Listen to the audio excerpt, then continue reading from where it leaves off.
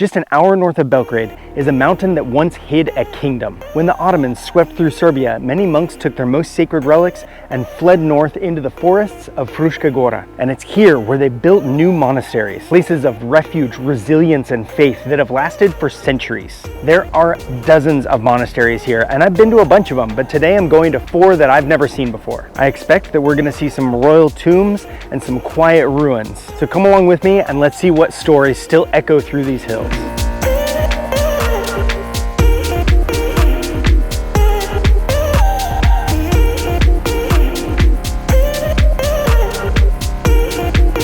Our first monastery today houses royal relics. It's called Vrdnik-Ravnica, and it's here in the town of Vrdnik. Ravnica is actually a totally different monastery here in Serbia. And this monastery got the name because when the Ottomans came through, the monks took their most sacred relics, which were the relics of Prince Lazar, and they brought them here to this monastery for safekeeping, which is why it's also known as Mala Ravnica, or the Small Ravnica. You can see the gates here, and it was built as a small stronghold to hold against Ottoman forces if they made it this far as well, which of course eventually they did. And on that same theme, a lot of the monasteries around here kind of have small farmlands also, so that they can be self-sufficient. I don't know if this one does, but over here we got some donkeys, and that's fun. In the late 1300s, the Serbian kingdom was fragmenting, and Prince Lazar was working to reunite it. But what he's really known for is leading the Christian coalition of forces against the Ottoman Empire in the Battle of Kosovo in 1389.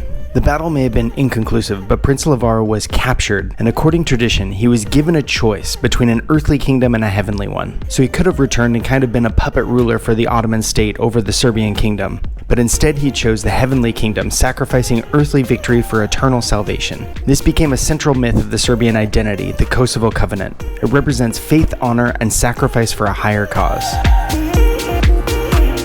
The church grounds here are super beautiful. You can see there's this little garden area out front. I really love this cross when you first enter.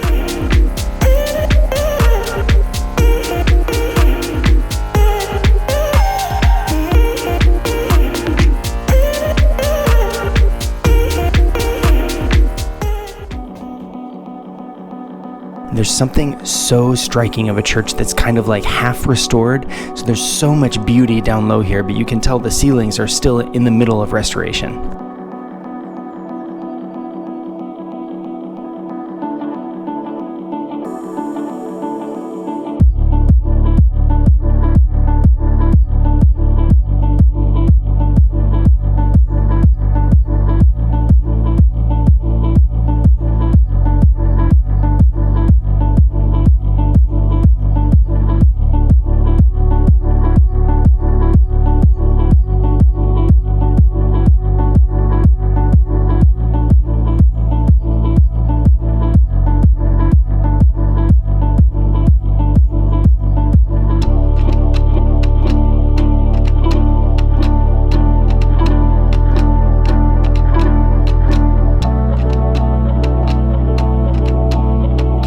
Most of the Orthodox monasteries I've been to, the places where you light candles and pray for your people are generally outside, and it's so beautiful that it's inside here, and you can see the decades of smoke from the candles who rose up and covered these arches in soot. Super, super beautiful.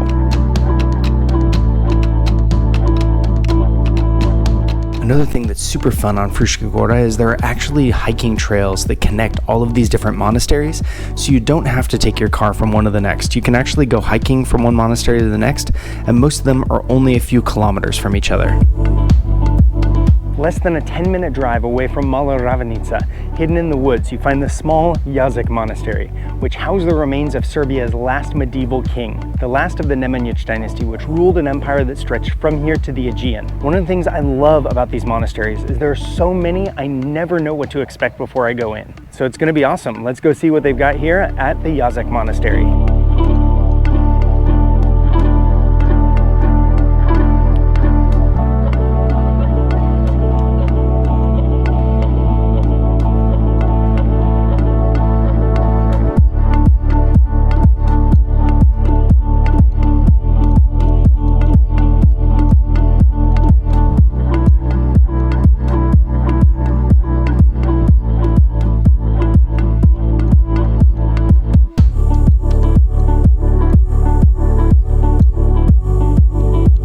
this monastery is actually a nunnery. And when I first arrived, the chapel here was locked up, but it was quite a blessing because I got to meet a few of the nuns and they were super kind people. They spoke fantastic English and it was really fun to just sit and chat with them for a bit. An interesting story about the nunneries here is that under the Ottoman Empire, the Serbian female monasticism was not allowed because it was considered not safe for women to live alone. So it's been restored in the modern day thanks to the nuns who actually fled to Russia under the Ottomans. In the modern day, of course, they've been able to return and Serbian female monasticism is restored. I'd previously done another video about 4 different monasteries here on Fruška Gora, and I didn't know it at the time, but one of the monasteries that I went to, called Novi Hopovo, is the final resting place of the first abbess to return, Mother Catherine of Russia.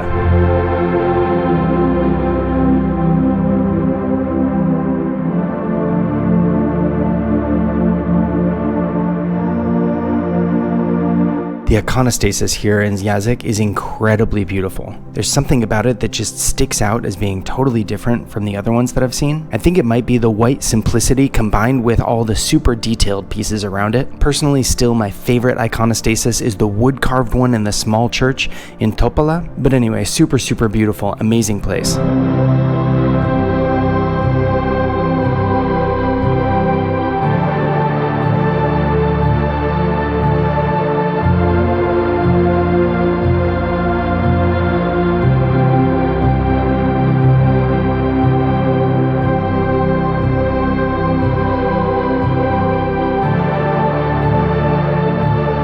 And about another 10 minutes away from Jazak Monastery, you'll find Remeta Monastery. It's almost like it's tucked back between the woods and the vineyards in this simple little cute small space. And it's a monastery with a freshwater spring that's said to have been blessed by Saint Sava himself.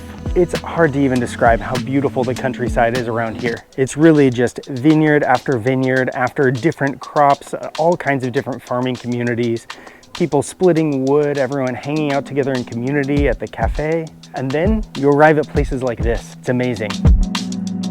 I love the simplicity of everything here. This bell tower is so beautiful, just this wooden structure.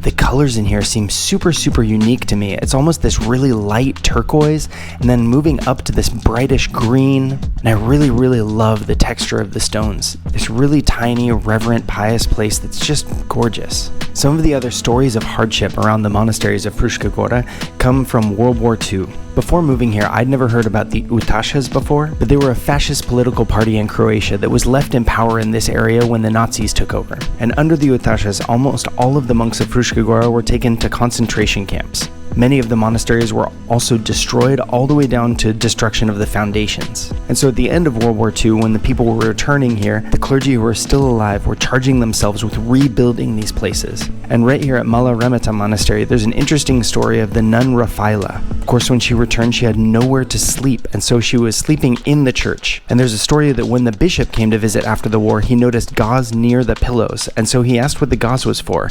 And the nuns there replied that they tied their mouths at night so that the mice could not enter their mouths where they slept. It's hard to convey the dedication and the piety of these people. It's so wonderful. A very different depiction of Christ in the cupola than I've seen in other monasteries. Incredibly beautiful space. I love it.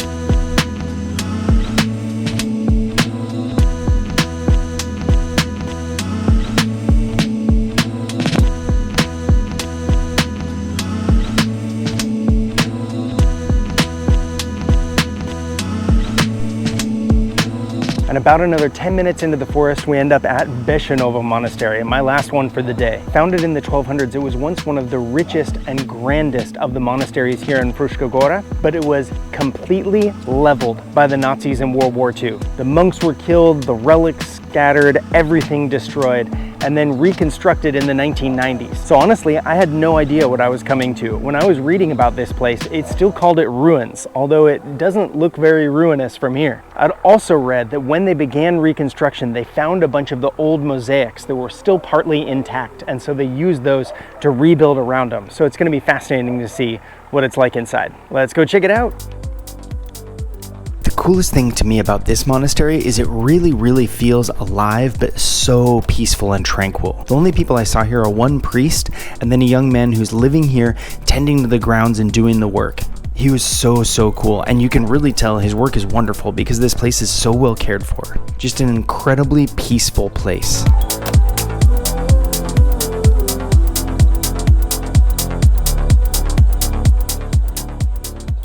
And inside the church, it's really interesting. Feels so different than any other church I've been in. And it's because of the reconstruction like I was talking about. You can see all of the walls are still concrete. Nothing's really been done with them yet. And it still feels really quiet and reverent to me, but at the same time, there's this air of like newness and rebirth. I'll be really interested to come back in a year or two and see what it's become.